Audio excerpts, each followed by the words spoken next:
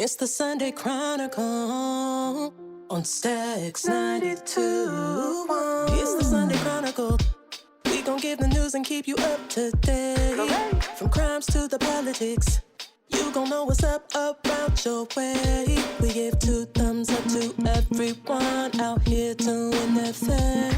We gon' show mad love to all the ones working hard in communities. It's the Sunday Chronicle.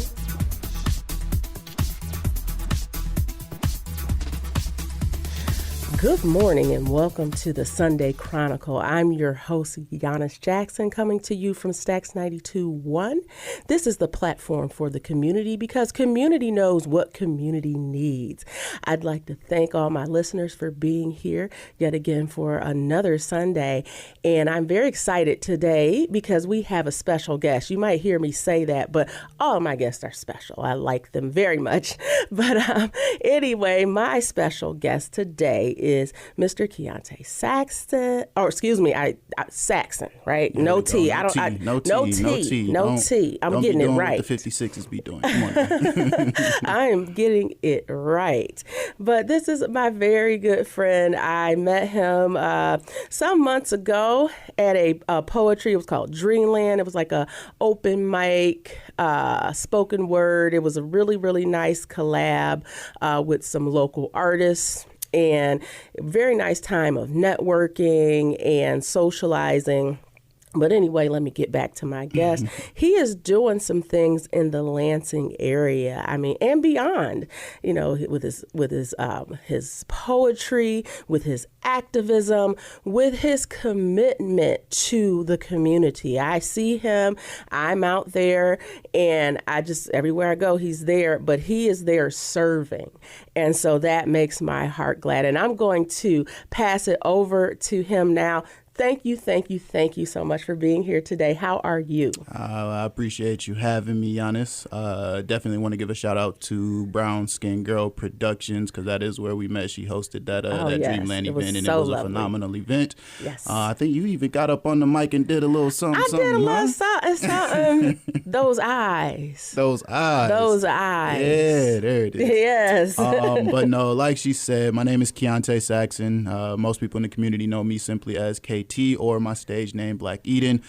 I just got a heart for the community. For me, I've always just wanted to, the cliche statement, right, be the change, that you want to see in the future. But I've always had a heart for the youth because the future is where it's at. We doing what we do, but yes, they got to carry it forward. So I want to invest into them. And so I'm blessed to be able to do that through arts, through poetry, through a bunch of different, things, through community organizing. And so I'm doing good, and I'm happy to be here, and I'm looking forward to the conversation that we going to jump into. And we've been trying to connect for some time. I know we've been talking about getting an article written on you and having you on the show, but we finally got a chance to connect, right? Yes. And so thank you for being here. And I want to talk about some of the things that you're doing specifically. But first, tell me a little bit about your background. I've, heard you, on the mic, and I'm like, oh my goodness, this guy is he's serious. So just tell me how you got started. Well, funny, we'll circle back to this, but poetry in terms of performing is still fairly new. I'm only about 2 years deep into professionally performing poetry. So really, yeah. So you could have fooled me. I mean, the way you put your heart into it, and then I see you sometimes on Instagram, and I'm like, oh my goodness, did he just shed a tear? Yeah, oh my goodness. Hey, we gonna give all praise to the creator on that one. Yeah. He just, the talents and the gift. Once you find out what they are, and once you start walking in them, expedition happens. So I'm just grateful for that. But I'm a community kid, born and raised here in the 517, Sparrow Hospital. I mean, only hospital we have outside of McLaren, but Sparrow Hospital, and grew up here and just enjoy my community, man. I'm a product, of what we are, and I've always, as I've grown, whether it was living on the south side or on the west side, as a little kid, moving out to the suburbs and, getting that other experience out in East Lansing, just a combination of the things that I've been through, going to school over at Michigan State. I just always wanted to create a space for, community for the people that, are like, hey, I don't know if I necessarily know, where I fit, but I know I can create that space and continue to be there. So for me, growing up here, it's just shown me that there's a lot of work that needs to be done, and I have now been able to partner with a lot of people who had that same mindset, especially when it comes to the creative side of things and the artistic side of things, where we want to move the needle forward when it comes to arts and equity and accessibility and all of that. So, I mean, like I said, just being a 517 kid who has a heart for people, youth in particular, and creativity. When you say arts and equity, it's funny what I think about, because not only the aspect of like social justice and, activism from that standpoint, but I think about artists in general. And at times or certain, I would say in certain situations, their gift is not valued, say, as for someone with a gift of mathematics. Am I correct? I mean, no, you absolutely right about that, and that's something that we really want to fight for. Arts in our city, unfortunately, has been looked at as like an addition or a sideshow, or something it's not prioritized right in the way that it should be. A creative talent is just as important as an engineering talent. You know what I'm saying? Yes. You're not gonna ask the plumber to come and fix the pipes at your house for exposure. You know what I'm saying? Like you're not gonna do that, and so we want to make sure our artists are getting taken care of for sure. Yeah, I mean, I just think about this, and you'll hear me say this, that a world without art is flat, right? So to speak. I don't want to be in that world. No, I would not want to be there. I mean, imagine the movies without soundtracks. Imagine the elevators without elevator music. I mean, I'm just saying these are the things that kind of are in the background sometimes. We digest them without knowing them. But once you take them away, I mean, just imagine sitting in a diner just hearing dishes clanking without that music. You couldn't even sit in the diner without art, because in order to build that building, it took an artistic mind to create that. Yeah, you know it what I'm took saying? an architect and a number of people to help that move that needle, right? But I want to talk to you a little bit about some of the projects that you're doing. And as we've crossed paths, I heard of you, right, before we actually met face to face. And after we met, I think we started to kind of overlap in different projects and circles, which is a good thing, So a lot of the people that I've come in contact with and I interact with, you roll in the same circles with them, and that's a good thing. And so I just see that you have worked on Juneteenth project. You're out there with Opportunity Arts. Tell me a little bit about how you got into these different projects and what your objective is for each. Man, the simple answer would be people. I look at relationship as our most important form of currency. And when you can invest in a relationship genuinely, it opens doors that, for you that you shouldn't be able to get into, right? So when we talk about Juneteenth, my guy, Mikey Austin, the visionary behind that whole thing, he's somebody who I respect, I see, and he approached me one day and was like, yo, if you're trying to tap in or help out, come through. And I go there and I serve. Like you said, when you see me in the community, it's about serving. And he recognized that. You can tell when the energy is real. And so it's like, all right, well, I want you to be a part of this now. You know what I'm saying? That's it's like, good. When you come with that genuine right intention with, other people's things, they can bring you on top of that. And so now, we just finished up, year 2, phenomenal Juneteenth celebration that we had, and looking to go bigger next year, with the things that we're doing with that. And secret's gonna stay a secret right now, but y'all just make sure to tune in next summer. I'm not gonna pry. I mean, I can be, I can go there, but I'm not gonna pry. You're that investigative journalism. Yeah, I'll start asking some questions up in here, but I'm not gonna do that. Right, today. but also want to give a huge shout out to Opportunity Arts folks. Yes, sir. Mike Marriott doing his thing over there, coming from New York, and helping the art scene out here, in the city. People like myself, the wonderful Mila Lynn, the super dope Tina Castile. We got Sarah. We got Autumn, we got Melina, Yep. we have Morgan. Like we got a lot of dope, creatives invested in that. But and no, of course I can't forget my guy Tori Gray. I'm like, he's not from the 517, but he shows the 517 a lot of love when he shows up. Yeah, he shows up and shows out. So we got a lot going on over there, and I'm just grateful to be a part of those crews, man. Yeah, and I appreciate you all. I mean, as we've been able to cross paths and start to even collaborate with some of your partners and associates from Opportunity Arts. It's been great. I mean, I've been able to just do a number of things with people in that organization. And I want to talk a little bit more about some things you're working on, like the poetry showcase and the partnership with Black Eden Arts with nonprofits and such. Yeah. But first, I'm going to do a station ID. We're going to go to a small break here.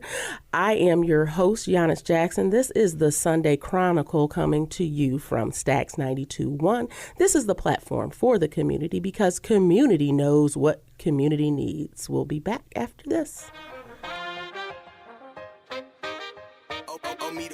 I'm the type to dance to her very own beat. Ask me where I am, probably somewhere singing. Around my way, they call me Jingle Queen because I sing about everything. Like just do it, Nike.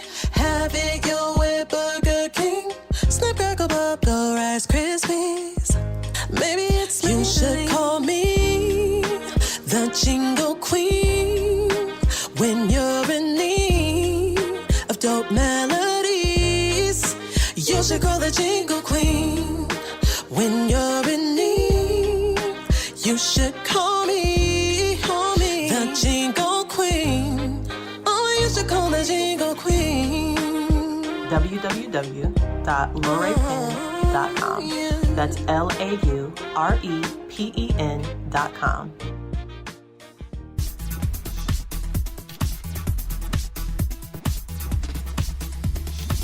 And welcome back to the Sunday Chronicle. This is Giannis Jackson. I am your host coming to you from Stax 92.1. Today we have Mr. Keyonte Saxon, and he is a spoken word, a lyricist, an artist from the 517. We're talking to him today about his projects and the things he's doing in the community. I'm just so honored to have him here today to talk about his art and everything, the light he's spreading throughout the 517. So tell me a little bit about Muralmatics and the CDL partnership. That's a very interesting thing. Yes, absolutely. Before I get into that, I just got to say, when it comes to the things that we're doing in these projects, man, art is so important to me on a personal level, but also in just an existence level. Like, I really believe that creativity is consciousness, and so we don't exist, without creativity. And so that's why I'm so mission driven in order to bring, art and make art a phenomenal and predominant thing here in our city. Like, we want Lansing to be a hub for the art. So with that being said, I just had the honor to be a part of a huge mural installation here in the city, partnership with Muralmatics, which is ran by Dustin Hunt, who, man, dopest of the dopest, like, mural street graffiti artist that I've ever come across. And he invited me in on this project to where we partnered with a few different organizations, one being the Capital Area District Library. And is that why I seen you up there the other day? Yes, okay. That's where we were. So the goal behind that was to infuse the visual art with poetry, right? Uh-huh. So this is the first time poetry in any kind has been up on a wall that huge, wow. Here in our city, and then let alone the words of a Black artist, like, up there. Like, that's phenomenal. So, like, that was an honor, and so grateful, like I said, to Muralmatics, to the Downtown Library, to the Refugee Development Center, which was another partner, to PPM, which is Peace and Prosperity Youth Action Movement, which Okay. is, a STEM or a branch of the nonprofit that I do some creative contracting for.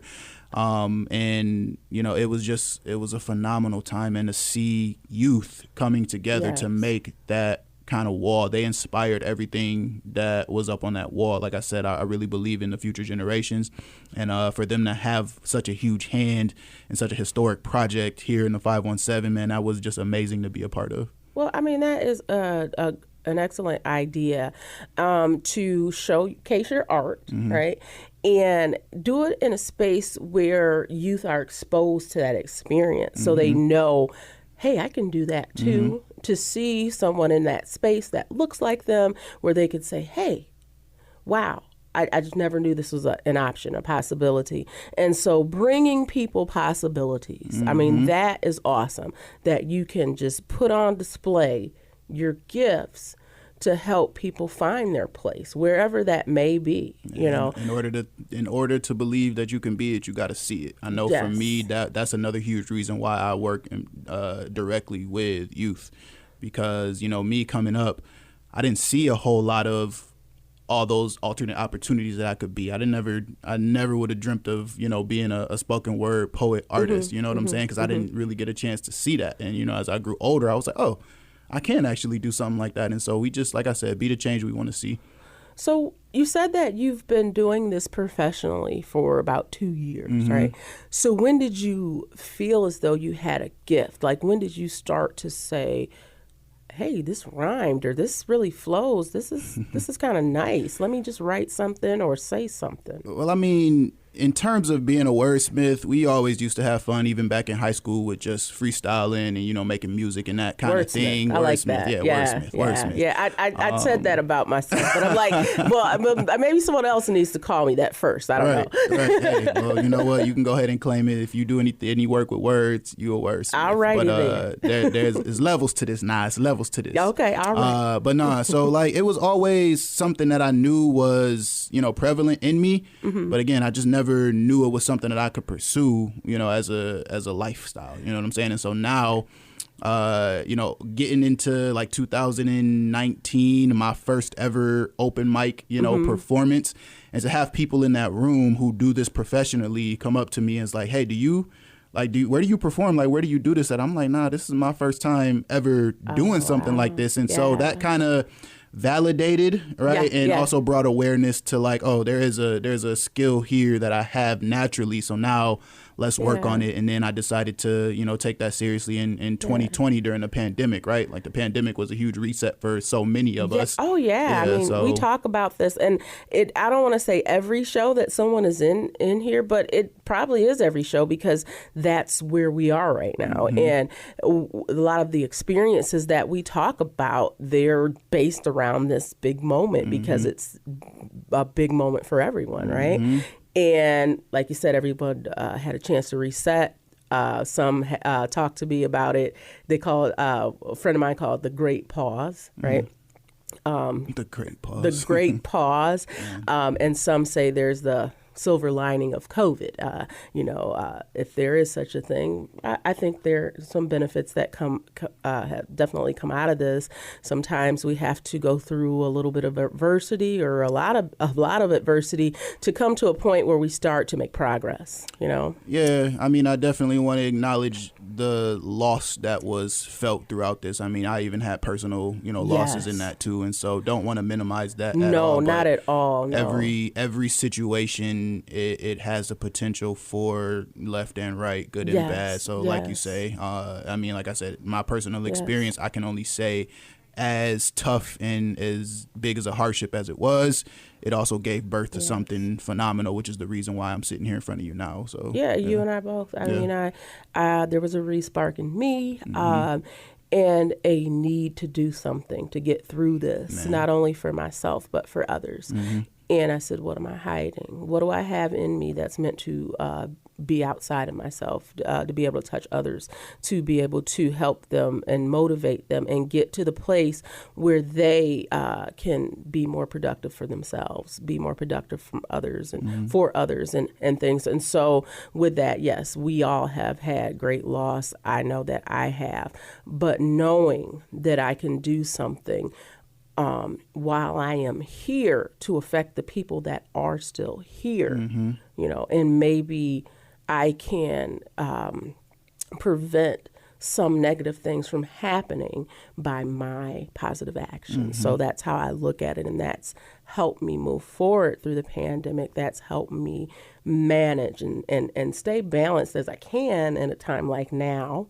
But I'm glad to see that there was some sort of spark of people coming out of silos and pockets and working together as a community. I mean, who would have thought, right?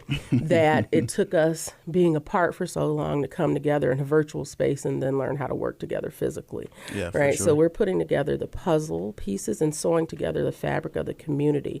And with that, our time is growing near. Okay. So I'm not going to keep talking because I talk a lot. And so I wanted to say thank you for being here. And I got to have you back. Absolutely. And is there anything you wanted to say before we exit? Yeah, man. Last words. First off, a huge show happening here in the 517 on September 27th. We're bringing Ephraim Nehemiah to the city. I'll be performing. The poet laureate will be performing. And we also have a phenomenal talent out of MSU that will be hitting the stage. So September 27th, hit up the Robin Theater's website, grab your tickets for that, because this is going to be the best poetry show to date. Lastly, just want to thank you, for having me here. My we pleasure. see the stuff that you're doing in the community as well. So I just wanted to acknowledge you, and then just tell everybody to remember that creativity is consciousness, creation is life. So just continue to create.